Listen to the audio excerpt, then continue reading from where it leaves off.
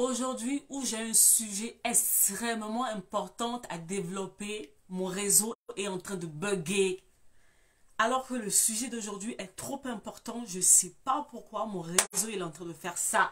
J'ai besoin de parler. Cher réseau, il faut que je parle. Le sujet est trop important. Je ne sais pas qu'est-ce qui se passe avec mon réseau aujourd'hui. Pourtant, il ne pleut pas chez moi. Voilà, il n'y a pas de vent. Donc, je ne sais pas. Je ne sais pas qu'est-ce qui se passe. J'espère que, franchement, cette fois-ci, ça va aller parce que ça m'embête quand ça coupe comme ça, moi, comme ça, en fait. Bonjour Facebook. Bonjour Facebook. J'espère que vous allez bien. On va y aller. Je partage la vidéo et puis on va démarrer notre live d'aujourd'hui. Bonjour tout le monde. Comment allez-vous? Partagez la vidéo. Ceux qui sont partis, revenez. Prévenez les autres. On est revenu. J'espère que ce réseau va me lâcher. Il faut que ça me lâche. Parce que ce que j'ai à dire aujourd'hui est trop important, au fait. Ah, Seigneur. Partagez la vidéo. Prévenez les autres. Je partage de mon côté. Et puis, on va démarrer le sujet d'aujourd'hui. Allez chercher les mamans. Allez chercher les papas. Allez chercher... Bonjour docteur, comment ça va? Allez chercher les jeunes à partir de 10-11 ans. On a des choses extrêmement importantes à dire. Depuis le début de la semaine, je devais parler, mais je ne savais pas comment parler. Je ne savais pas. Mais ce matin, en fait, en venant sur les réseaux, je suis tombée sur un post. Et là, je me suis dit, ça y est, j'ai eu la réponse que j'attendais. Donc, je suis venue, au fait, livrer mon message. Vous savez que je ne sors pas souvent. Quand je viens, c'est parce que j'ai quelque chose à dire. Quand je finis de dire, je m'en vais. Donc, venez aujourd'hui, on a des choses importantes à se dire. Bonjour tout le monde. Est-ce que vous avez partagé la vidéo? Est-ce que les gens savent que nous sommes là? Je ne sais pas. J'essaie de voir. Là, c'est pas bon, là. Qu'est-ce qui se passe? Je partage, moi, de mon côté, la vidéo. Partagez, hein. Faites tourner la vidéo. Voilà, signalez que nous sommes là et on va démarrer. De mon côté, j'essaie de... Bonjour Stella. Bonjour. Comment ça va? Ça fait longtemps. Ça fait longtemps. Je crois que je vais regarder les commentaires à partir de mon PC. Je fais le live ici sur mon téléphone, mais je regarde les commentaires à partir du PC. Donc, voilà, nous sommes partis. Bonjour tout le monde, comment allez-vous? Ça fait un moment, j'espère que vous allez bien. Moi, ça va, je vais bien. Aujourd'hui, je suis venue parler au fait du réservoir émotionnel. Je suis partie à la conférence, je me disais au fait que peut-être que ce sujet allait me lâcher et j'allais passer à autre chose. Mais non, finalement, au fait, ça ne me lâche pas parce que je crois que c'est vraiment un cri de cœur. Vraiment un cri de cœur que j'ai. Et tant que ça ne va pas passer, et voilà, je vais continuer. On va continuer à parler de la même chose. Depuis 2021, je parle des relations parents-enfants. Vous savez, on parle de beaucoup de choses. Et moi, je me rappelle, ceux qui me connaissent ou ne me connaissent pas, je m'appelle Noélie Panda. Je suis, au-delà de toutes les choses que je suis d'abord, au fait, un enfant de Dieu. Donc, je travaille souvent par inspiration. Et pour l'instant, au fait, voilà, on est sur la famille. Pourquoi? Parce qu'à un moment donné, au fait, je me rappelle, je priais, je posais un certain nombre de questions au Seigneur sur les choses qui se passent. Il m'a dit, mais oui, mais Noélie, vous pouvez vous battre pour beaucoup de choses. Vous allez vous battre pour régler beaucoup de choses. Si vous ne revenez pas à la base, tout est faux, en fait. Donc, depuis, je reviens à la base. La relation parent-enfant, ce qui se passe dans nos familles, ce qui se passe dans nos maisons. Ce matin, il y a un monsieur qui a fait un post. Et le monsieur dit, oui, nos jeunes, il y a trop... Bonjour Florence, comment ça va? Nos jeunes, il y a trop de tentatives de suicide. Pourquoi les enfants de nos jours, ils ne sont pas aussi forts que nous à notre époque, mentalement, solides, machin et tout. On a manqué de matériel, on a manqué de ceci, on a manqué de ça. Mais on est là, on est vaillant, machin et tout. Les enfants d'aujourd'hui sont trop fragiles, machin et tout. J'ai entendu. Et voilà, bon, on est sur les réseaux, hein, vous savez, chaque personne a son avis sur le truc. Mais à force d'avancer dans mon travail, je grandis au-delà même d'être professionnelle. Je suis maman, j'ai 3 enfants. Et je suis maman aussi au quotidien. Donc, il y a des réalités que moi-même je vis au quotidien. Vous savez, j'ai grandi, j'ai pas forcément eu cette relation de parents, mère-fille ou père-fille ou des trucs comme ça. Moi, j'ai pas connu ça. J'ai dû grandir toute seule, j'ai dû m'élever toute seule au fait sur un certain nombre de choses. Et quand je suis devenue maman à mon tour, pour ceux qui étaient là à la conférence, j'ai déjà raconté toute ma vie, vous le savez.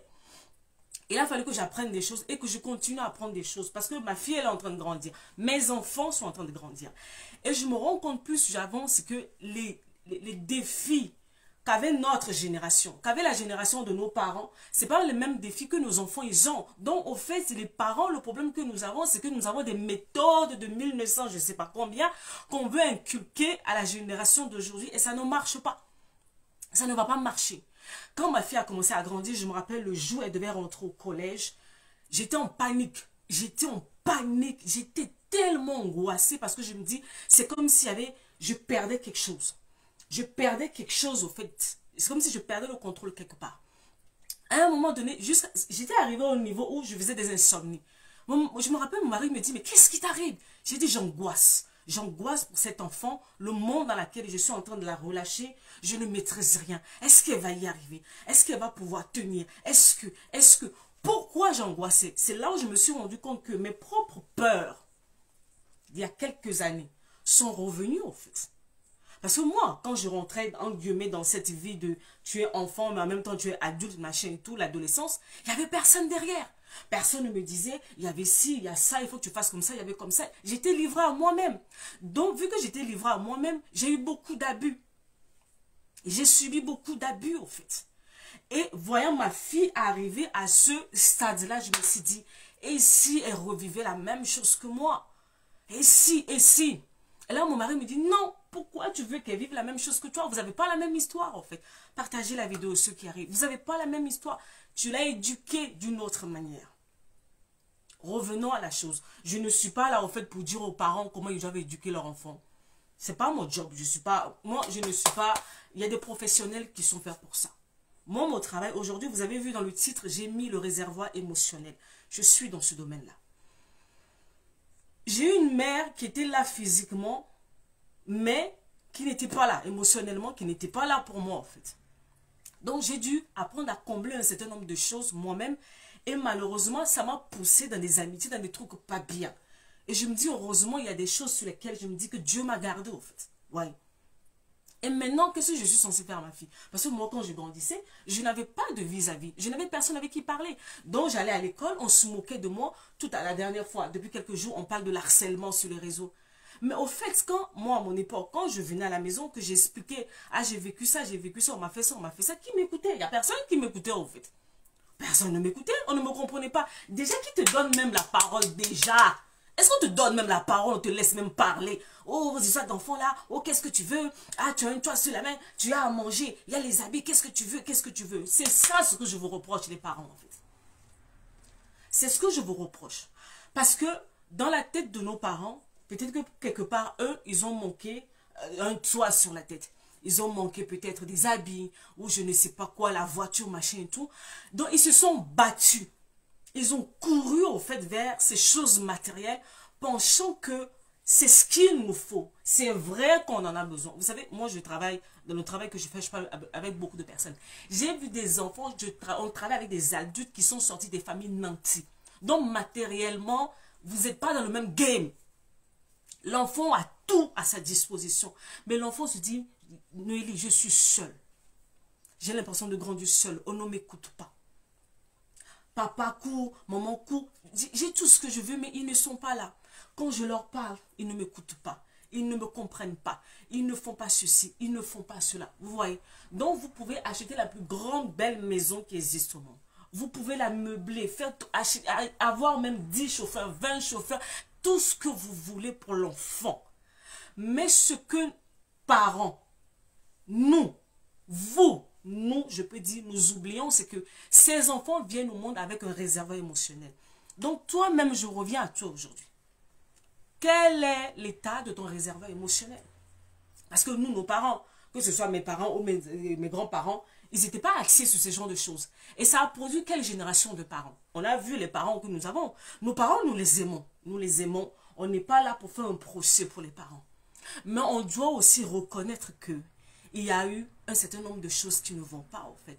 Et à notre tour, ça a fait de nous une génération qui devenons parents à notre tour. Et on est concentré sur... Déjà, nous-mêmes, on est dysfonctionnels. On a plein de carences. On a des choses qui ne vont pas. Pourquoi? Parce que le réservoir émotionnel de nos parents était vide, ils ne nous ont rien communiqué, et ce qui nous a poussé au fait dans des travers, à faire des choix, voilà, patati par là, par ici, et ça a fait de nous, les parents, que nous sommes à notre tour, les enfants sont là. On a des parents qui sont là, qui sont en colère. Moi, je rencontre des femmes, des jeunes femmes de ma génération qui s'apprêtent à se marier, mais elle a une relation avec ses parents, tu te dis, mais attends, comment un parent normal peut agir comme ça? La dernière fois, on en parlait à la conférence, on nous a dit non, il ne faut pas dire ce genre de choses, c'est pas vrai. Nous avons des parents qui sont blessés eux-mêmes de par leur parcours de vie. Ils n'ont pas eu un certain nombre de choses. Alors, voilà, ils se sont construits au fait des masques pour avancer. C'est une très très bonne chose. Ce n'est pas mauvais en soi. Mais ça ne règle pas le problème au fond. Parce qu'à votre tour, quand vous devenez parent, vous allez communiquer un certain nombre de choses. Et c'est quoi que vous communiquez? On a des parents qui sont... Je me rappelle, au fait, je parlais avec une dame. La dame m'a dit, Noélie, ma mère me regarde et me dit, ma mère me dit, si je souffre dans ce mariage, si je suis ici en train de souffrir, c'est à cause de toi. Pourquoi? Parce que la maman, au fait, avait des rêves, avait des trucs à faire. Sa grossesse est arrivée, boum. Et les parents de la maman ont dit, ah, il faut rester dans le mariage là. Elle n'aimait pas le monsieur. Mais ses parents l'ont forcé à rester dans le mariage. Donc, tout ce qu'elle vit dans son ménage, toute cette colère-là, au lieu de régler ses problèmes, elle prend ça, bam, sur l'enfant. Ah, tu es l'enfant de mon malheur. Ah, tu es ceci. Ah, tu es cela. Oh, ceci. S'il m'arrive ceci. Oh, c'est ça. Voilà ce que les parents communiquent aux enfants. Leur frustration, leurs blessures, les limitations, les ceci, les cela. Et je vais encore aller plus loin. Combien de parents, pour X ou Y raison, ne maudissent pas leur enfant? Vous les maudissez. En même temps, vous avez la maison, vous avez tout qui est là. Tout est beau, tout est rose. À l'extérieur, tout est parfait. Mais quand on s'approche de vos enfants, ce sont des épaves. Des épaves parce que ce que vous avez à l'intérieur de vous, c'est ça le plus important. Vous déversez continuellement, en fait, les choses sur vos enfants. Vous leur déversez, vous leur déversez. Ces enfants vont grandir, ils vont devenir parents à leur tour. Et vous voulez qu'ils communiquent quoi à leurs enfants? Un enfant qui n'a jamais eu, en guillemets, une relation mère-fille ou machin et tout avec son enfant, avec ses parents. Vous pensez que cette personne grandir à son tour, va devenir parent, va opter pour le dialogue avec son enfant? On parle de l'harcèlement, comment ça s'appelle? L'harcèlement scolaire. C'était l'année dernière ou il y a 2 ans, on avait un jeune garçon qui s'est suicidé. L'enfant venait à la maison et disait à sa mère, on me fait ça à l'école, on me fait ça à l'école, on me fait ça à l'école. Les parents ont balayé ça d'un revers de la main. 1 fois, 2 fois, 3 fois. Quand l'enfant a compris que... Ce sont les parents qui sont bien, hein, socialement, tout va bien. L'enfant ne manque de rien. L'enfant était dans un établissement, voilà, bien coté, machin et tout. Mais l'enfant s'est suicidé, l'enfant s'est pendu. Là, tout le monde s'est réveillé. Mais qu'est-ce qui s'est passé? Il lui manquait quoi? En fait, c'est ça qui me dérange avec vous. Vous êtes toujours, il lui manque quoi? Il lui manque quoi? Pourquoi ça doit forcément être le matériel, au fait? Oh non, et puis quand on va venir, on va parler, oh non, vos histoires de blanc là, oh non, à notre époque, c'était pas comme ça. Ok, c'était pas comme ça à votre époque, mais ça a fait de vous les adultes que vous êtes, les adultes dysfonctionnels, des adultes compliqués, remplis de mauvaises choses. Et à votre tour, et puis le pire, c'est que vous ne vous remettez même pas en question, en fait. Vous ne vous remettez pas en question. Vous ne vous remettez pas en question ce que vous avez reçu pour vous, malgré au fait, l'adulte que vous êtes devenu, c'est bien. Vous ne vous dites pas, bon, peut-être qu'il y a des choses à prendre, il y a des choses à laisser, machin, des trucs comme ça. Non, non, non, vous ne vous posez pas la question, en fait. On continue dans les mêmes choses. On continue dans les mêmes choses. Et maintenant, on arrive, à nous, à notre tour, nos enfants sont dans des problèmes. On se dit, mais qu'est-ce qui se passe? Qu'est-ce qui se passe? Oh non, les démons, les sorciers, oh ceci, oh cela. Je refuse. Posez-vous les bonnes questions. Posez-vous les bonnes questions. Remettons-nous en cause, en fait. Il faut qu'on arrive à se remettre en cause. C'est l'une des choses qui est difficile, surtout dans ma communauté.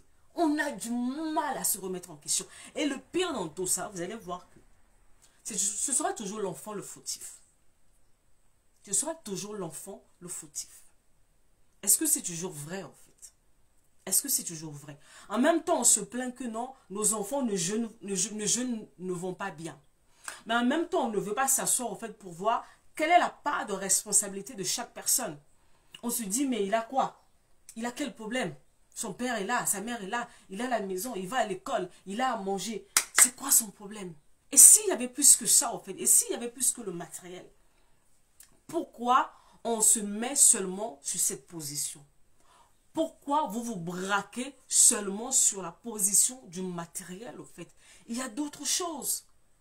Un enfant, un jeune en devenir a besoin d'autre chose.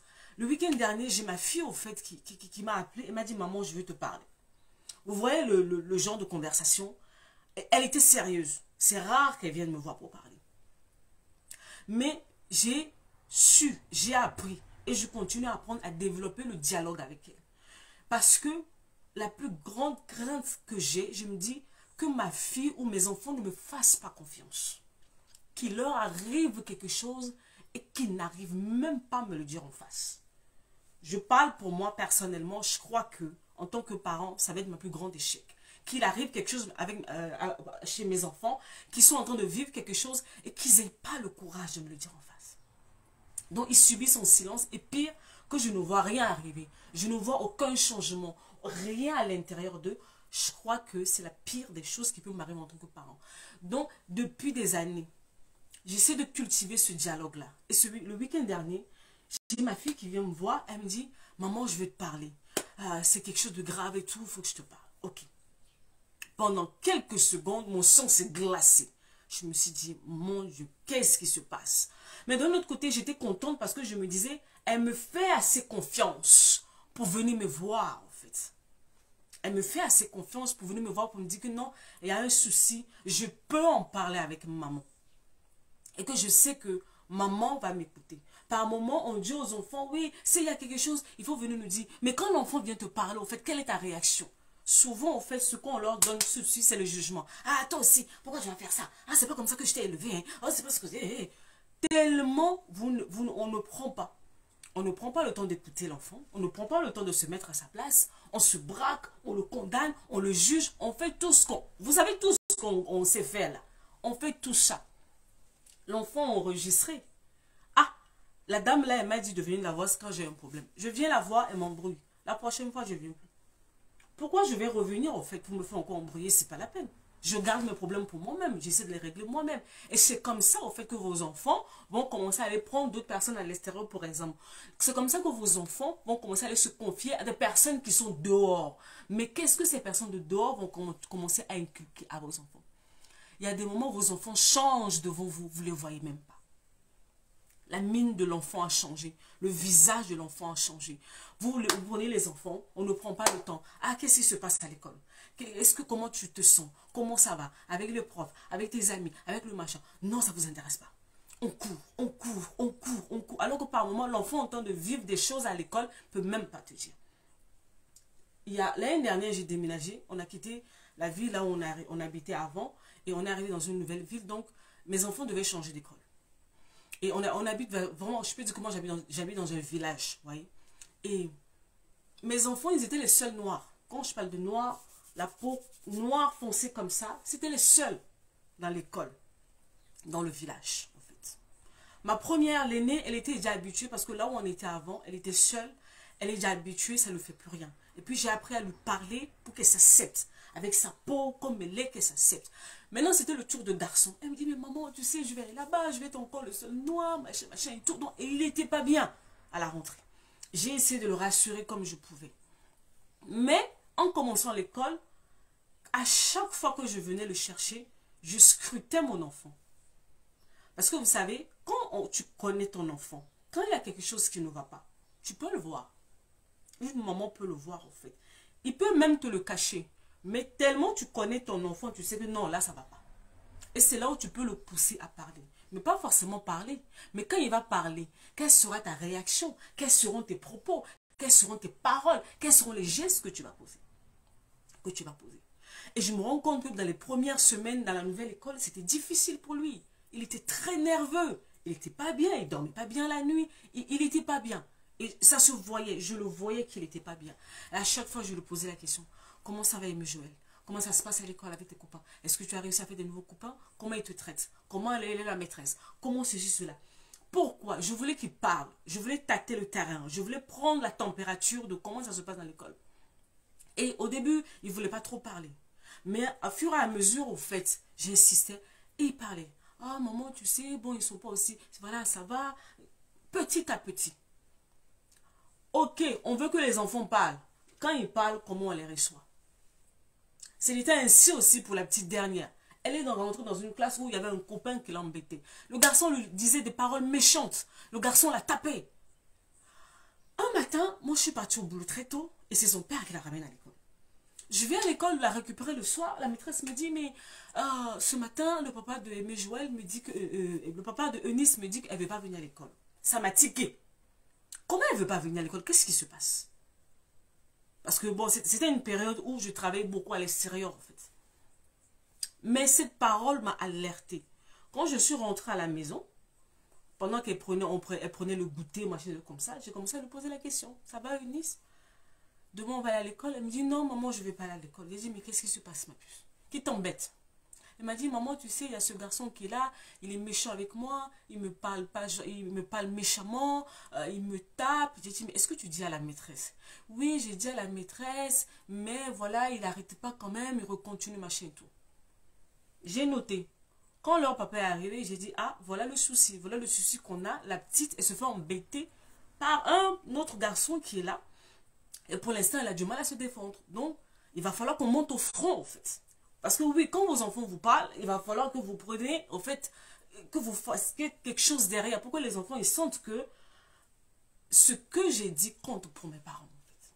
Ils se soucient, au fait, de ce que je leur dis. Et j'ai dit alors, papa, j'ai dit, il faut que tu ailles voir la maîtresse. Si tu ne vas pas, j'y vais. Il faut qu'on voie ce petit garçon, il va falloir faire quelque chose. Et si on voit au niveau de la maîtresse et que le garçon ne l'arrête pas, on va chercher les parents du garçon. Parce que moi, je n'ai pas envoyé mes enfants à l'école pour se faire harceler, au fait.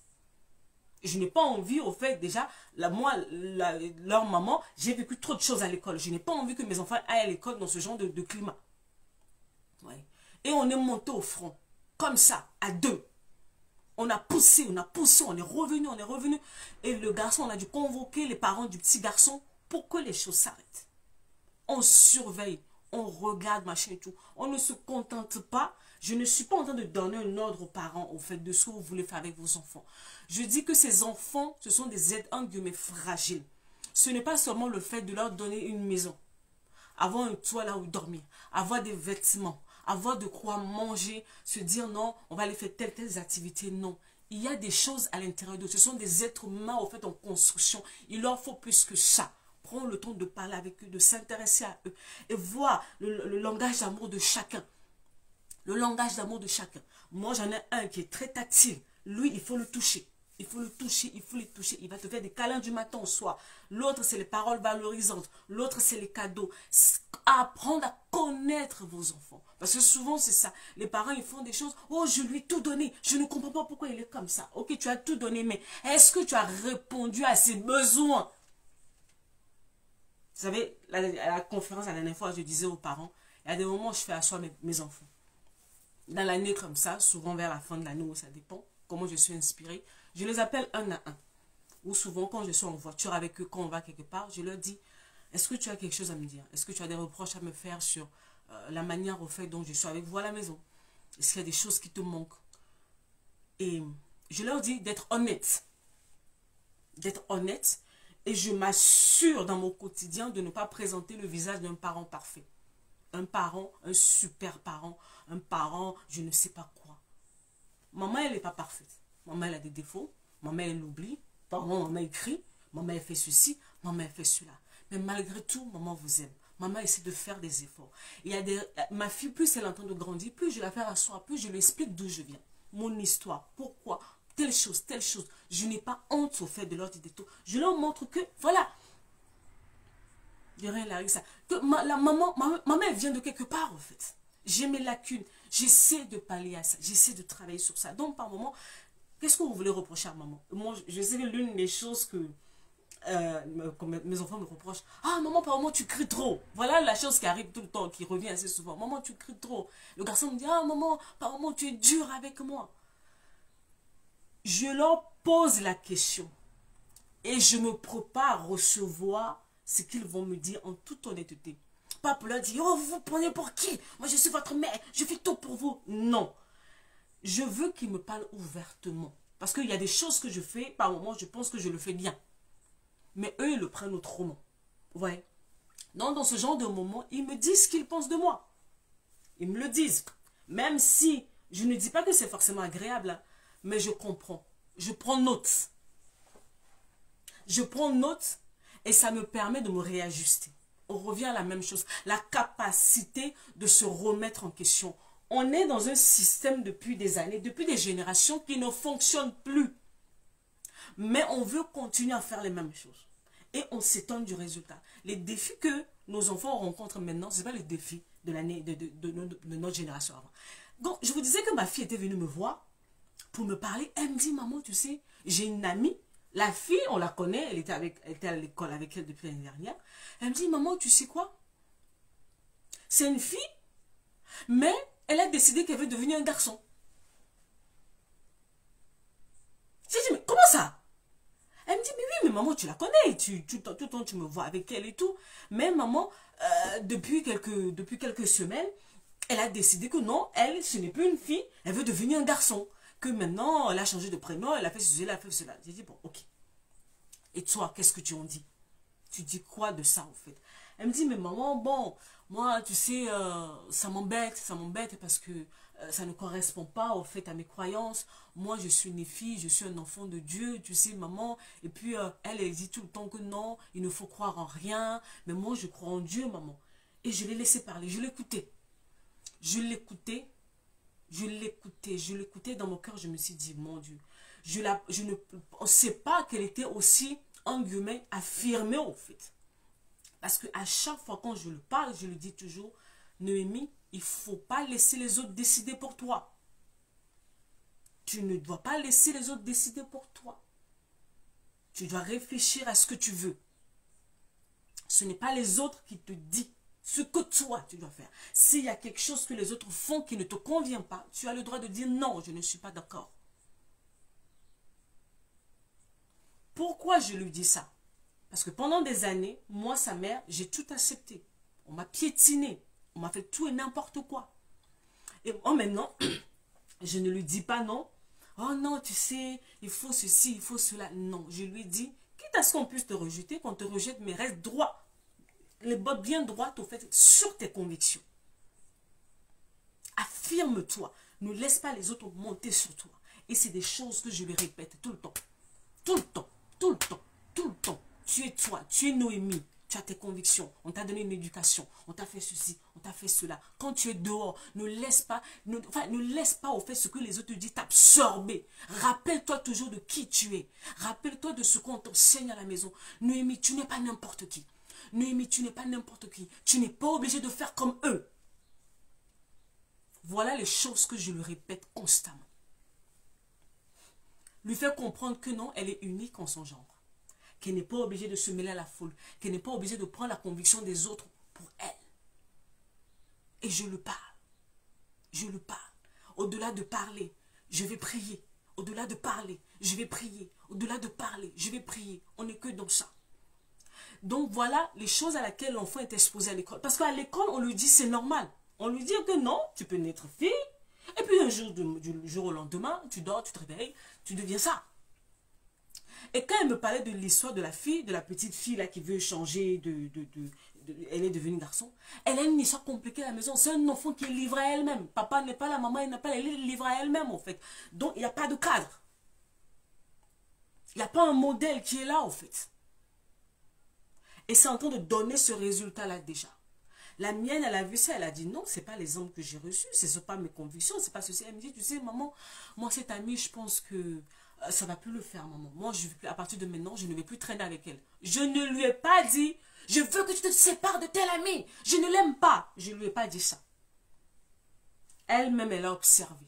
Elle a regardé. Elle a regardé. Elle a regardé. Elle a pris sa décision. Et je lui ai dit, ok, je suis d'accord avec ta décision, en fait. Et je te fais confiance. S'il y a quoi que ce soit, n'hésite pas au fait à revenir me voir. Mais sache que maman sera toujours de ton côté. Peu importe la décision que tu vas prendre. On a discuté encore d'autres choses. Mais je lui ai dit, je respecte ta décision. Tu prends une bonne décision. Vas-y. Et s'il y a quoi que ce soit, n'hésite pas à revenir me voir, on va en parler, on va voir comment on va gérer pour la suite. Ce soir, parler avec eux, les écouter, donner son avis et les lâcher.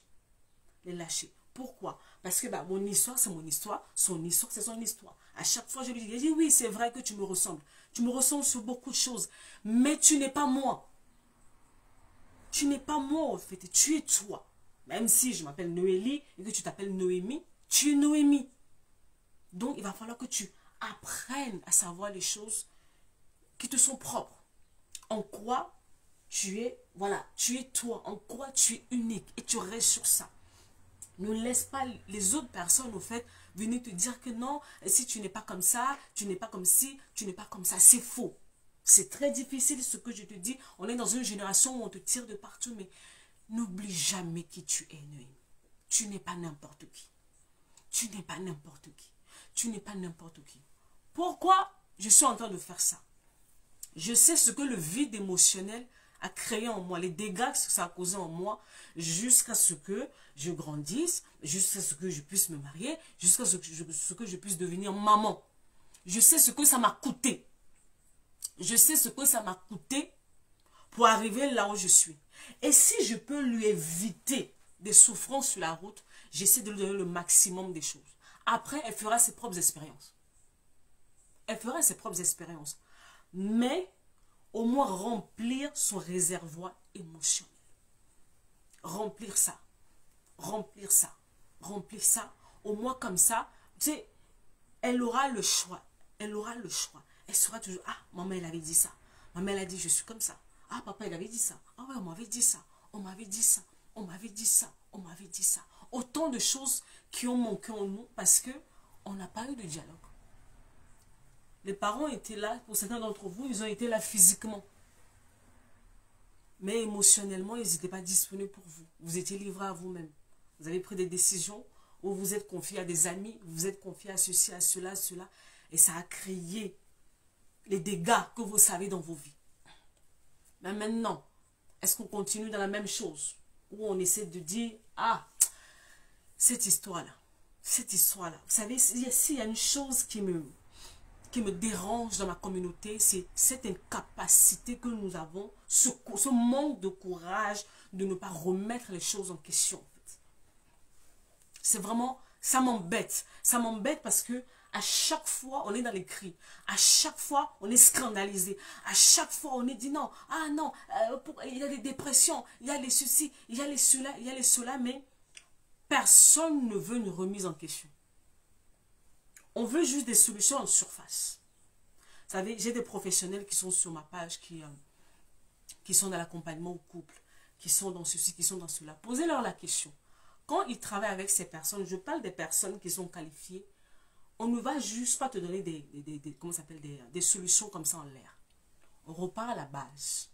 La personne que tu es aujourd'hui ne commence pas aujourd'hui. Tu es le résultat d'un certain nombre de choses qui sont passées dans ton histoire, en fait. Si on ne remonte pas là, on ne peut pas corriger le présent. Vous ne voulez pas qu'on parle de vos bases. Vous ne voulez pas qu'on parle de vos fondations. Vous ne voulez surtout pas qu'on touche à ça. Vous voulez qu'on vous donne des recettes miracles. Vous voulez qu'on vienne vous créer des histoires A plus B. Ah, il faut faire ceci. Ah, il faut faire cela. Ce n'est pas possible, en fait.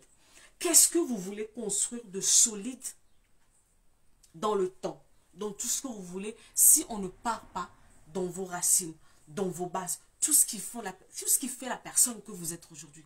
Vous ne voulez pas, en fait. Et puis, on est là, vous criez, surtout sur les réseaux. Chaque semaine, il y a une nouveauté. Il y a une nouveauté. Oh, il y a eu telle chose. Oh, ceci, oh, cela. Mais vous ne voulez pas toucher du doigt le vrai problème, en fait. On vous voit, en fait, vous tournez autour du pot. Vous tournez autour du pot. Vous ne voulez pas toucher le problème. Et les personnes souvent qui touchent le problème, vous savez ce que vous nous faites? Vous faites semblant de nous ignorer. Vous savez, nous savons, nous connaissons la réalité sur le terrain. Mais les peu de personnes qui se lèvent pour dire les choses, vous faites comme s'ils ne sont pas là. Certains d'entre vous, vous allez passer en douce. Vous lisez et puis vous partez. Et quand il y a des scandales, quand il y a des choses qui ne vont pas, vous criez. Vous criez, mais vous savez. Vous savez, il y a quelques jours, je crois la semaine dernière ou je ne sais pas quand, il y a eu un souci avec le chanteur Ivoirien kérosène. J'ai vu des gens, des postes, des postes, des postes. Vous avez fait des postes, vous avez enchaîné les postes. J'ai dit, Dieu, des médecins après la mort que vous êtes. Quand on est en train de parler de dépression, quand on parle de santé mentale, vous êtes ouf. Où est-ce que vous êtes au fait? Prendre même le courage même de relayer même ce qu'il faut. On ne vous demande même pas quoi que ce soit. Ne serait-ce que relayer pour que les infos atteignent le maximum de personnes. On ne vous voit pas. Mais tous les jours, on est là dans les cris. Oh non, ah, c'est pas ça. Oh, c'est pas ça. Oh, il y a les suicides. Oh, il y a les suicides. Oh, il y a les cela. Mais quand on veut des actions concrètes, on ne vous voit pas. On ne vous voit pas, au fait. On ne vous voit pas porter ces personnes. Ces choses que vous décrivez. Il y a des gens qui sont en train de travailler sur ça. On ne vous voit pas porter ces personnes-là pour que leur voix puisse aller loin. On ne vous voit pas. Maintenant, on écrit. On crie. Ah, il y a ça. Ah, il y a ça. Il y a ça. On va continuer dans ça. Et vous voyez, vous entendez les dégâts. Oh non, il y a tel suicide. Il y a tel... On va rester dans ça. Tant que on ne va pas prendre conscience que cette histoire de la santé mentale, c'est sérieux. Parce que quand on dit à ma communauté que non, santé mentale, les gens ils pensent tout de suite folie. Ça n'a rien à voir en fait. Ça n'a rien à voir. C'est pas forcément quand on dit santé mentale, on veut dire non, la folie, la personne est malade mentale ou machin et tout. Non. Vous traînez des casseroles, des choses depuis votre passé qui ont fait de vous l'adulte que vous êtes. Vous traînez des casseroles. Et ces casseroles-là, ça vous suit dans votre vie professionnelle. Ça vous suit dans vos vies affectives, dans vos amitiés, dans vos relations sociales, même dans votre spiritualité. Ça vous suit partout. On essaie de vous dire, soit quand vous ne nous combattez pas, quand vous nous combattez pas, vous faites comme si, voilà, silence radio vous passez. Et on est dans les mêmes choses. On est dans les mêmes choses. On est dans les mêmes choses. Après l'année, quand il y a un scandale, vous venez vous créer. 2, 3 jours, vous venez vous créer. Après, chacun retourne au fait à ses occupations. Jusqu'à la prochaine crise, vous allez venir. Et puis on est dans ça. On se regarde. On se regarde, on se regarde, on se regarde. Et vous êtes à vous crier. Si vous voulez que les choses changent, il y a des moyens que les choses changent. Déjà, il faut arrêter, il faut déjà aider les personnes qui sont dans le domaine à relayer le maximum de choses. Après, apprenons au fait à travailler sur nous. On doit lire des livres. On doit aller se faire former. On doit aller lire des livres. On doit se faire former. J'ai écrit 3 livres. L'un de mes livres qui marche le plus, c'est celui sur le mariage. Et je ne comprends pas. À chaque fois qu'on imprime le stock de ce livre, ça part vite. J'ai dit oui, c'est un besoin qui est là. Les gens veulent se marier. Je suis d'accord. C'est un besoin qui est là. Mais, je me dis, mais allez se marier des gens qui sont remplis de casseroles. Les gens qui ont plein de problèmes. Les gens qui ont ceci, les gens qui ont cela. On va les rentrer dans le mariage. Ça va donner quoi? C'est pour ça que quand moi j'ai écrit le livre sur le mariage, je n'ai pas dit comment reconnaître le bon conjoint, ou comment être une bonne femme, ou comment être ceci. Ce genre de détails, au fait, c'est pas que c'est mauvais. Je parle de ta personne, au fait. Il y a le docteur Gilles qui est là, elle est en ligne. Elle va démarrer, au fait, un programme bientôt, au fait, pour accompagner les femmes par rapport aux relations. J'ai aimé l'approche qu'elle a donnée, au fait, au cours. Quand j'ai vu la fiche, je me suis dit, oui, docteur, je vais repartager la fiche là. Moi, j'aime cette approche au fait par rapport à l'accompagnement au mariage. Parce que c'est des individus qui se mettent ensemble. Dernièrement, j'ai fait une vidéo sur TikTok, ça a explosé. C'est 2 histoires. Quand on parle des histoires de couple, c'est un homme qui vient de quelque part avec ses bagages physiques, émotionnels, psychologiques, spirituels. Une femme avec tous ses bagages qui se mettent ensemble. Donc maintenant, vous imaginez que si ces personnes-là ne travaillent pas sur eux et qui se mettent ensemble, donc 2 blessés de guerre qui se mettent ensemble, vous pensez que ça va donner quoi? Et maintenant, les enfants qui vont naître dans ça, qu'est-ce que ça va donner?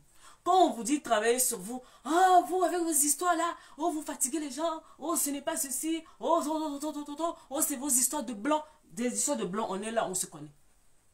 Vous savez, je sais, nous savons. Vous courez, vous cherchez beaucoup de solutions. Mais quand on vous ramène à vous, au fait, tu veux quelque chose. On te dit que ce que tu veux là. Voilà le prérequis. Il faut avoir ça. Ça va t'aider à avoir des meilleurs résultats. Mais vous, vous ne voulez pas ça. Vous voulez des résultats tout de suite. Des trucs comme ça, ça va passer. Non. Non, au fait. Ça va clasher. Et ça va clasher parce que quand 2 blessés de guerre se mettent ensemble, déjà, ils n'arrivent même pas à voir dans la même direction. Et puis, dans ça, les enfants vont sortir. Maintenant, quand les enfants vont sortir dans ça, là, vous allez leur donner quoi? Vous allez leur donner quoi? Maman est là-bas, papa est là-bas, l'enfant est au milieu. l'enfant est perdu. Après, on va s'étonner que l'enfant là va grandir, ça va devenir autre chose. Après, ça va être compliqué. Le papa même peut prendre pour partir. Parce que lui aussi, il a ses blessures intérieures qui sont là, machin et tout. Tu as lu là, comme on dit, il a pris la tangente, il est parti. Te voilà maintenant, femme, tu te retrouves seule avec l'enfant. Et vu que le papa est parti, tu es en colère. Déjà, toi-même, tes propres problèmes du passé sont là. Maintenant, le garçon là qui t'a laissé avec la grossesse, il est venu encore rajouter encore pour lui. Donc, tu es en colère. Et l'enfant là devient le bouc émissaire de toute ta souffrance. Ça peut produire quel adulte? Vous voulez rentrer dans les relations, vous voulez aller dans les histoires de mariage. Asseyez-vous. Travaillez sur vous. Toutes les choses que vous voulez commencent par vous en tant qu'individu. En fait. Bon, depuis on me pose là, on me dit non, Noélie, tu sais, il faut faire les trucs sur le mariage, machin. J'ai dit, moi si je vous fais le programme sur le mariage, ça va vous énerver. Vous n'allez même pas venir parce que ce que je vais vous dire là, ça va vous énerver. Vous n'aimez pas ça. Mais quand j'ai vu le docteur Gilles, j'ai dit, voilà, c'est bon. Elle va aller vous tirer là-bas là pour vous dire les choses en fait. On aime tellement les choses faciles. Vous savez, toutes les choses qui vous changent, toutes les choses qui vous transforment, qui font de vous des personnes, en guillemets, équilibrées. Ça fait mal. Est-ce que tu es déjà parti à l'hôpital, on te dit que tu es malade, et puis le médecin, il te donne un traitement, et puis le traitement là, c'est doux. Surtout quand tu es très malade là, quand il va sortir, c'est quand même les antibiotiques, les trucs. Ça fait mal, mais c'est ça qui te soigne. Ah non, vous, vos histoires là, vos histoires là, vos histoires là. Mais on est là, ta vie est mélangée. Donc depuis 2016, je suis là. Hein. Tu es là, sur la page. Plus de 6, pratiquement 7 ans bientôt, tu es ici. Tu es au même endroit, au point mort depuis. Pourquoi? Ah non, les histoires de la femme là, Noélie, toi-même tu penses que c'est facile. Moi je t'ai dit que c'est facile. Est-ce que moi-même je t'ai dit que ma vie est simple? Tu connais ma vie. Tu sais d'où je viens. Est-ce que tu sais ce que je vis au quotidien? Tu n'as aucune idée. Tu n'as aucune idée. Je te dis juste que non. Chacun de nous prend sa croix et puis on avance. C'est de ça qu'il s'agit en fait. Tu veux quelque chose, la chose que tu veux, ça a un coût. C'est comme nous les femmes. Quand on vous dit le prix de la perruque, on dit perruque là, 300 000. Tu dois te débrouiller, tu vas acheter la perruque. Mais c'est pareil pour ta santé mentale. Tout ce que tu veux a un coût. Tout ce que tu veux a un coût. Donne-toi les moyens d'avoir ce que tu veux, en fait. Je dis, tu dois prendre soin de ta santé, de ton corps physique. Non, tu dois te faire belle, c'est très important. Mais je t'assure, mars, par la grâce de Dieu, tout simplement, j'ai totalisé 14 ans de mariage. 14 ans. Moi-même, je regardais le parcours, je me suis dit, yeah! Mais c'était quelque chose. C'était compliqué. C'était compliqué. Heureusement que, à un moment donné, la grâce de Dieu a fonctionné, mais il fallait se réveiller pour travailler sur soi. Sinon, ça allait être le chaos. Et puis moi-même, je voyais le truc arriver, je me suis dit, Noélie, regarde le chaos que tu as connu dans ta vie. Papa est là-bas, maman est là-bas, tu es au milieu, c'est compliqué. Est-ce que tu veux reproduire la même chose? Est-ce que tu veux reproduire la même chose? Donc moi-même, je me suis posé la question, et puis moi-même, j'ai répondu, et puis moi-même, je me suis levée, j'ai commencé à travailler sur moi. Tu ne veux pas revivre les mêmes choses que tu as connues. Lève-toi, commence à faire quelque chose. Et puis ce que tu vas faire là, par moment, ce n'est pas plaisant en fait. Ce n'est pas plaisant. Mais tu dois passer par là pour avoir le résultat que tu veux. Mais vous ne voulez pas. Vous voulez qu'on vienne, qu'on vous raconte des histoires pour vous cajoler dans le sens du poil. Malheureusement, il y a une catégorie de personnes, on n'est pas là pour ça en fait. On n'est pas là pour ça. On n'est pas là pour vous dire que non. Ah, regarde la formule magique. Nous, on n'a pas de formule magique. Parce que les formules magiques que vous avez là, c'est comme ça on vous retrouve, vous allez dans les histoires, 6 mois, une année après on vous retrouve, vous êtes toujours au point mort. On sait, on entend, c'est parce qu'on ne parle pas. On sait. Quand vous voulez travailler sur vous, prenez le temps d'observer. Et ça, je crois que je suis en train d'arriver vers la fin. Quand vous voulez travailler sur vous, prenez le temps d'observer. Il y a un adage qui dit, ce n'est pas tout ce qui brille qui est de l'or. Faites attention à qui vous confiez vos vies. Faites attention à qui vous confiez vos vies. En fait. Ce n'est pas parce qu'une chose est populaire que c'est forcément ça. Et le problème que vous avez aussi, c'est les apparences. Vous êtes beaucoup dans les apparences. Vous êtes très influençable en fait. Avant de venir travailler avec une personne, vous allez aller sur sa page voir le nombre d'abonnés qu'il a. Est-ce que ça s'habille bien? Hein? docteur Gilles, là même là, depuis, elle est ici depuis combien de temps? Ah, seulement 3 ans. C'est pas beaucoup, hein. Elle vient d'où? On la connaît pas, hein. Est-ce qu'elle s'habille bien même? Non, elle s'habille pas bien. Ah, vraiment, elle m'inspire pas confiance. Voilà comment vous jugez les gens. Vous jugez les gens, en fait. Les gens à qui vous confiez vos vies, vous les jugez, au fait, sur ce genre de détails. Depuis quand elle est là? Est-ce qu'elle a beaucoup d'abonnés?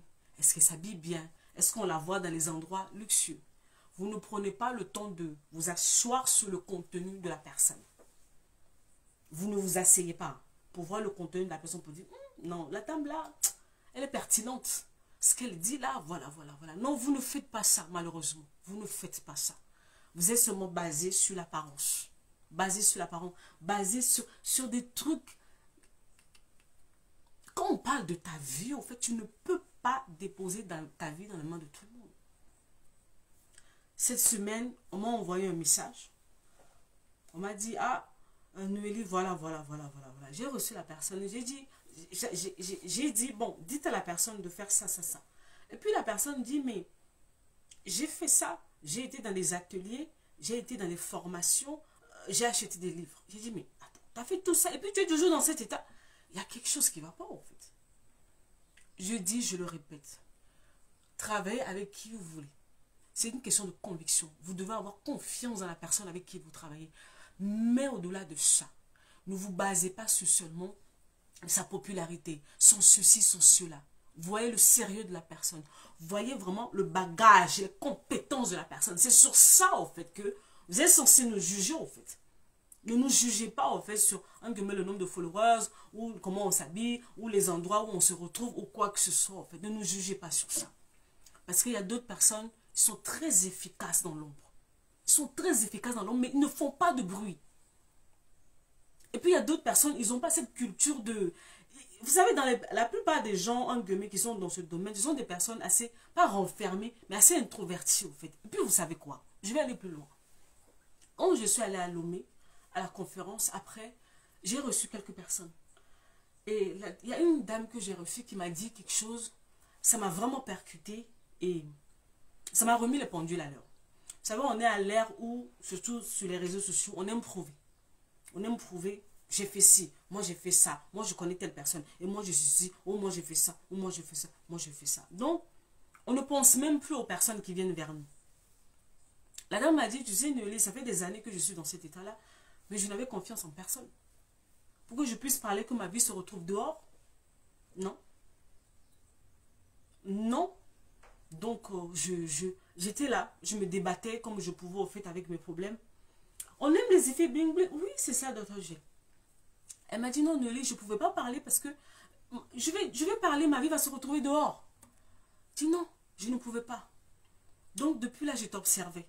Je te regardais. Je t'observais. Je te regardais. Je me suis dit, ouais. Les personnes qui portent la vie des autres, on fait un travail très sensible, en fait. Les gens n'ont plus confiance.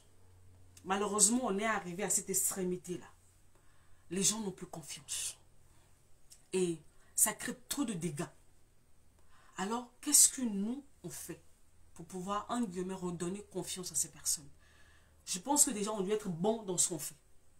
On doit être bon dans ce que nous faisons. On doit savoir comment gérer les personnes. Alors, la vie des gens, on ne doit pas faire des choses au détriment au fait de la vie des gens, dans le sens où je veux la célébrité, je veux qu'on me reconnaisse, je veux qu'on dise que non, j'ai fait ci, j'ai fait ça, au détriment de la vie des gens, en fait. Tu peux travailler avec une grande personnalité et puis tu la fermes. Parce que tu portes la vie de la personne, en fait. Et puis surtout, pour rejoindre ce que je disais la dernière fois, et c'est dans cette saison dans laquelle je suis en train de partir, dans cette saison, en fait, on va former les personnes qui vont aller sur le terrain. Parce qu'on a trop de dégâts, en fait. On fait trop de choses tellement que c'est compliqué. Il y a l'éthique qui est là, en fait. Les gens sont déjà assez brisés. Et ce n'est pas sur la tête de ces personnes que vous allez faire encore des trucs pour les dégoûter. Les gens nous observent. C'est vrai, vous nous observez pour nous faire confiance.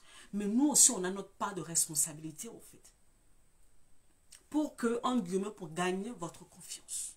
Mais vous aussi, soyez moins influençable. Aspirez aux choses profondes. Aspirez aux choses concrètes, aux choses solides.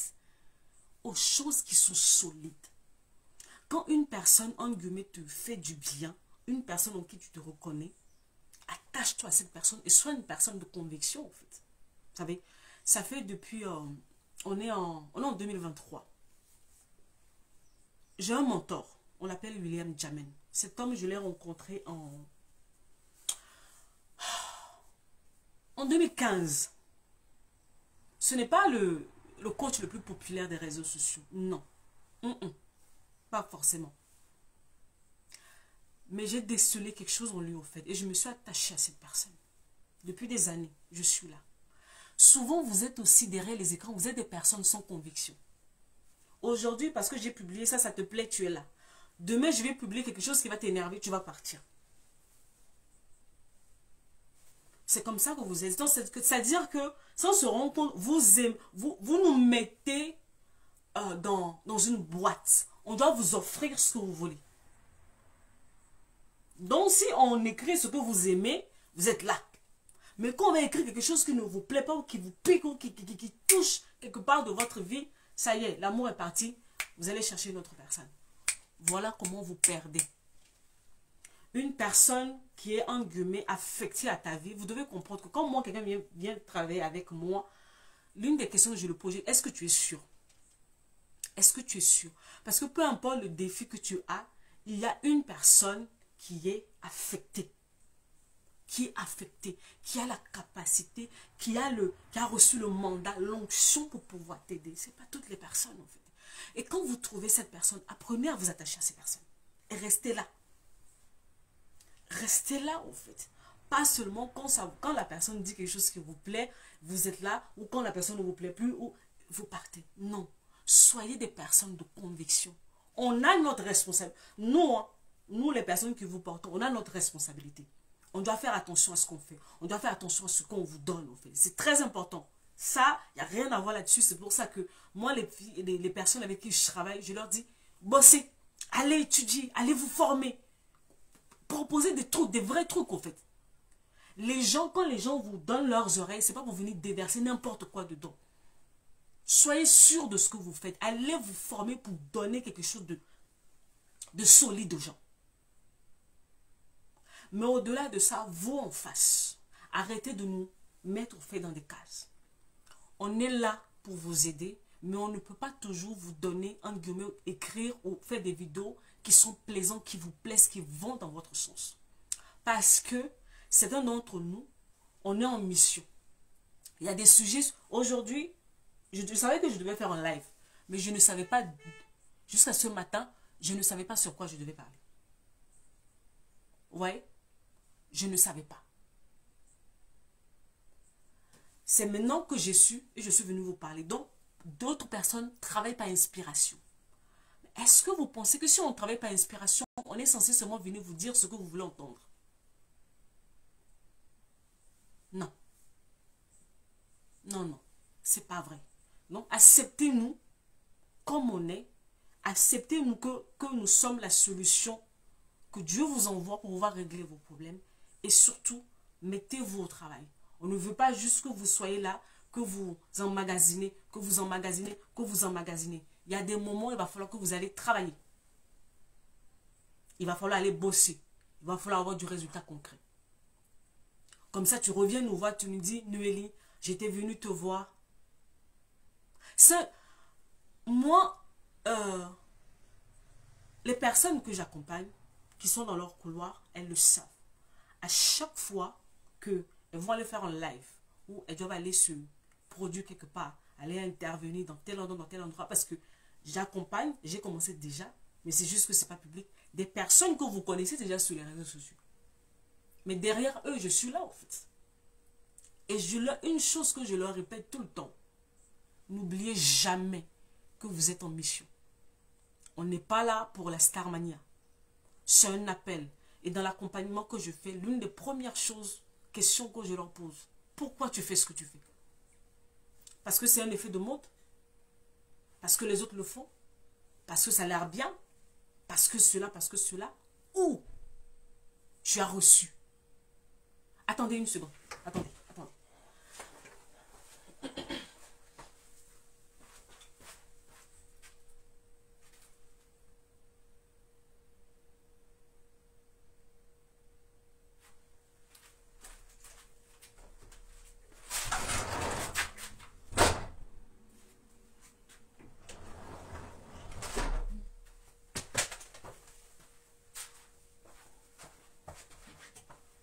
Désolée. Pourquoi vous faites ce que vous faites? C'est important. On est arrivé au fait, on est arrivé à une période où, surtout sur les réseaux, tout est question de suivisme en fait. Dans ce travail, que ce soit de la relation d'aide, tout ce qui est dans la santé mentale, le coaching ou machin, des trucs comme ça, il y en a d'autres qui sont là comme ça. Et puis il y en a d'autres qui sont là par appel. Ceux qui sont là pour eux-mêmes, ils vont vous donner ce que vous aimez. Oui.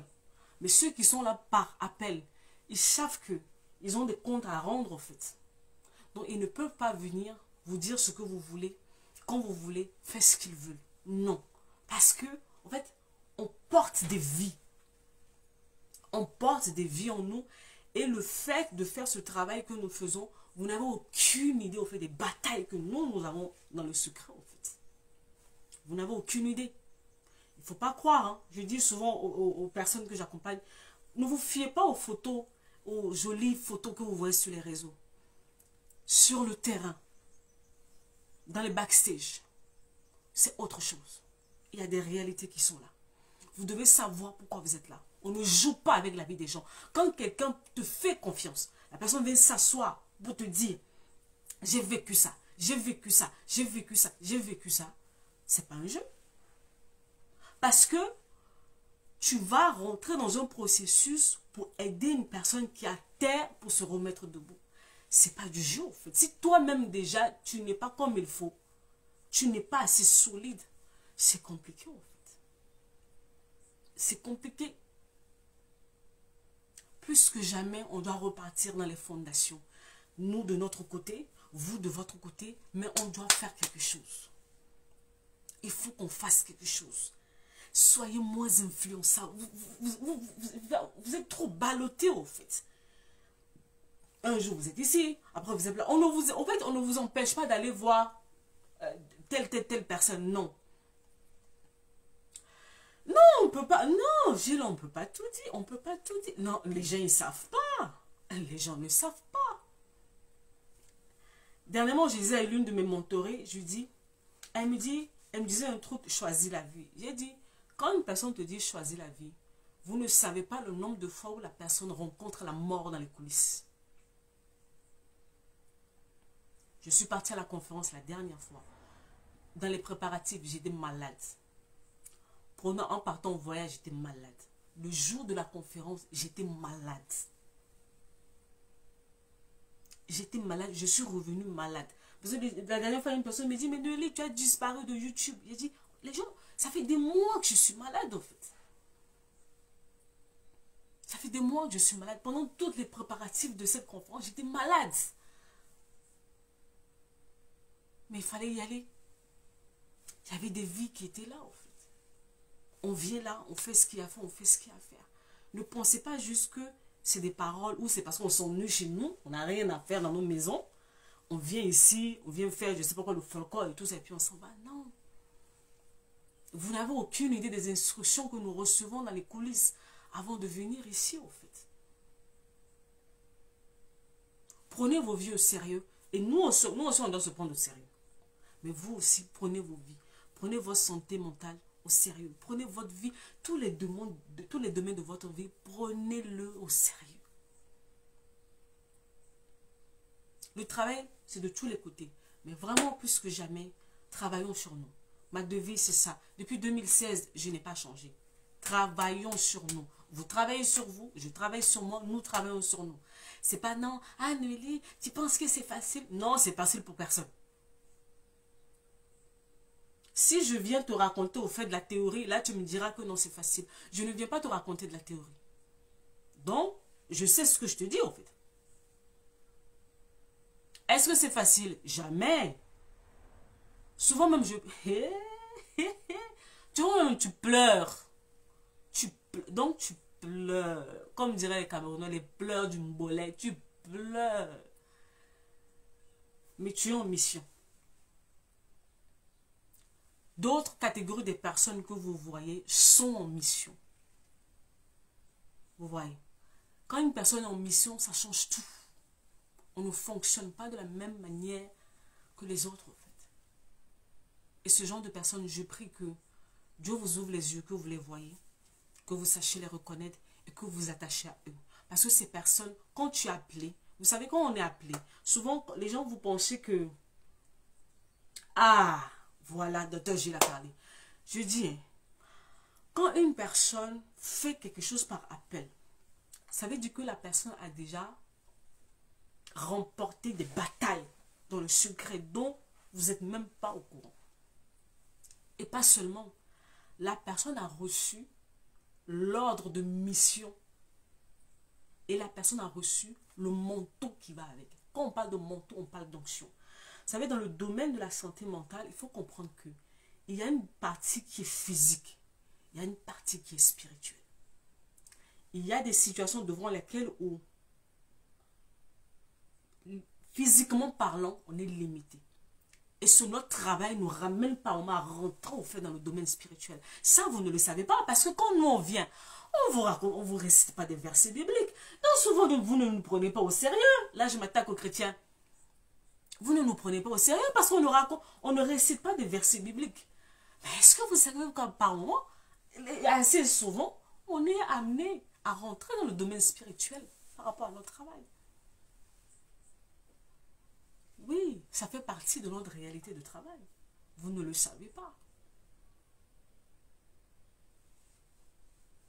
Et quand une personne reçoit le manteau pour cela, donc ça veut dire que le ciel accompagne cette personne. Et les choses se décantent. Quand cette personne va parler, ce n'est pas une question de charisme ou de prestance ou de popularité. Le ciel est avec cette personne. C'est une question de ça. C'est ça, en fait, c'est une question d'autorité. La personne a l'autorité nécessaire pour parler, pour faire les choses pour que la situation se décante. Que Dieu vous donne de voir ces personnes, de savoir les reconnaître, de vous attacher à eux. Vos vies n'ont pas de prix. Attention dans les mains de qui vous mettez vos vies. Attention, vous criez tout le temps à la manipulation. Oh, on m'a manipulé, oh, on a abusé de moi, oh, on m'a escroqué, oh, on m'a escroqué. Vous laissez vos vies dans les mains de qui? Dans les mains de qui? Attention. Ouvrez vos yeux, allez prier, allez faire je ne sais pas quoi avant de confier vos vies aux gens. En fait. Tout ce qui brille là n'est pas de l'or. J'ai fini pour aujourd'hui. Est-ce qu'il y a des questions? Est-ce qu'il y a des questions? Je vais prendre une ou deux questions et je vais y aller. Il est 14 h chez moi déjà. Est-ce qu'il y a des questions? Est-ce qu'il y a des questions? Est-ce qu'il y a des questions?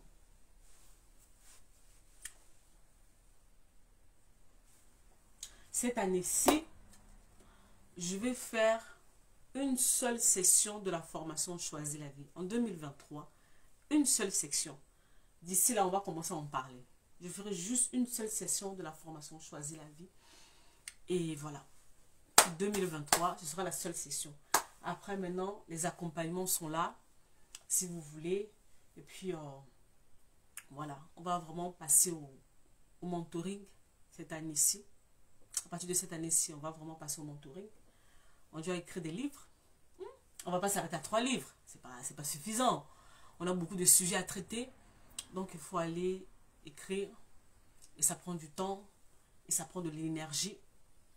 Donc, il faut savoir être focus. Donc, d'ici là, on va commencer à communiquer sur les formations. La formation Choisis la vie de 2023. La seule et unique session de l'année. Et puis, pour le reste, on verra bien.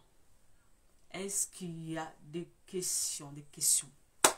Les livres sont disponibles à Lomé, à Abidjan, Vaincre la servitude est au Cameroun, à Libreville, ouais, au Gabon, à Cotonou, à Abidjan aussi, à Lomé. Voilà. Mais la guérison des blessures intérieures est disponible à Lomé et à Abidjan. Voilà. Rescapé, on est en train de retravailler Rescapé. Il y a des gens qui me demandent, mais où est-ce que se trouve Rescapé? Rescapé, pour l'instant, le fichier est reparti en travail. Mon éditeur a dit, non, non, non, non, non, on ne peut pas laisser comme ça. Donc, Rescapé est en cours de travail. D'ici là, dès que c'est bon, on va le remettre sur le marché. Où est-ce qu'on va partir bientôt? Je ne sais pas. Si je dois bouger d'ici là, je vous dirai. Mais pour l'instant, on est là, on se concentre, on travaille. Et puis, on verra comment Dieu va disposer les choses. Est-ce qu'il y a des questions? Que ce soit par rapport au sujet du jour ou même une autre question, hein, mais qui a un rapport avec moi. Je ne parle pas des gens ici. Tant que ça a un rapport avec moi, avec mon travail, c'est bon. Là, je réponds en fait. On était à Lomé 2 fois. Maintenant, on va où? On va aller où? Lomé, on va pas se voir. La dernière fois, il y a une personne qui me dit, mais Noélie, attends, j'ai une question. Je pense que l'année prochaine, on se verra à la conférence Choisir la vie. J'ai dit, mais moi, je ne reviens pas à Lomé l'année prochaine. Non. On n'a pas été appelé que pour Lomé. On a été appelé pour la francophonie. Donc, il y a d'autres pays de la francophonie. Il va falloir s'ouvrir à d'autres endroits. Abidjan, Abidjan, Abidjan, Abidjan. Ha. Yeah, Abidjan. Abidjan, Abidjan, Abidjan, Abidjan. Bon, on s'en va à Abidjan ou on va aller au Cameroun, à la galaxie? On va où? Mais je veux aller à Abidjan là, à checker avec le thon, avec le poisson thon. Intéressant, hein? Avec les bananes et du poulet braisé. Là, je mange ça, je vais être très inspirée. Abidjan, Abidjan, Abidjan, Abidjan. Ah. On va aller prier. On va aller voir ce que le boss va dire. On va se préparer pour voir la faisabilité. Ce serait bien hein, si on peut se lever et puis aller là où on veut comme ça, mais c'est un budget. C'est vraiment un budget. Un budget. Mais quand on dit un budget, c'est vraiment un budget et on n'a pas de... comment ça s'appelle? De financement. Non, je serais mal inspirée même. J'imagine les plats là déjà. Quand je finis de manger ça, je vais t'inspirer. Là, c'est sûr. Je vais être forcément inspirée. C'est vraiment un budget. Et souvent, quand je me rappelle, quand on était parti à cette conférence-là, on a fait appel aux sponsors. Au moins, 2 quarts ont fait des sponsors qu'on a accostés. J'ai aimé leur réponse. Ils nous ont dit que bon, le sujet ne les intéressait pas. C'était de grosses boîtes. On a monté des dossiers, tout ce qu'il fallait. Mais le sujet n'intéressait pas. Donc souvent, quand on nous voit en fait nous déplacer, c'est sous fonds propres. Et voilà. Et souvent, les gens disent, surtout les chrétiens, ils nous disent, vous avez reçu gratuitement, donné gratuitement. Je vous assure que quand on va aller voir les prestataires, ils s'en foutent qu'on soit enfant de Dieu ou pas. En fait. Ils s'en foutent. Ils s'en foutent royalement qu'on soit enfant de Dieu ou pas. Donc, que Dieu nous aide. Mais, Abidjan est dans mon esprit. Abidjan est dans mon esprit. On va voir comment le Seigneur va permettre les choses. Il n'y a pas de question. Hein. S'il n'y a pas de question, ben moi, je vais vous laisser. Prenez soin de vous. Allez vous abonner sur ma page YouTube. Et on continue. Hein. Voilà, est-ce qu'il y a des questions ou pas? S'il n'y a pas de questions, ben, je vais vous laisser. Hein. Je vais vous laisser. Et puis, on se voit quand?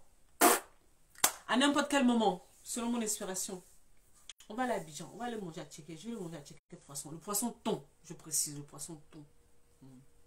Ça va être très, très, très intéressant. Donc, voilà. Prenez soin de vous, la famille. N'oubliez pas, l'année change, mais les objectifs ne changent pas. Travaillez sur vous. C'est pour ça que on vient tout le temps, on écrit. On écrit pour vous réveiller, pour vous faire prendre conscience des choses. Et voilà. Allez, je vais vous laisser.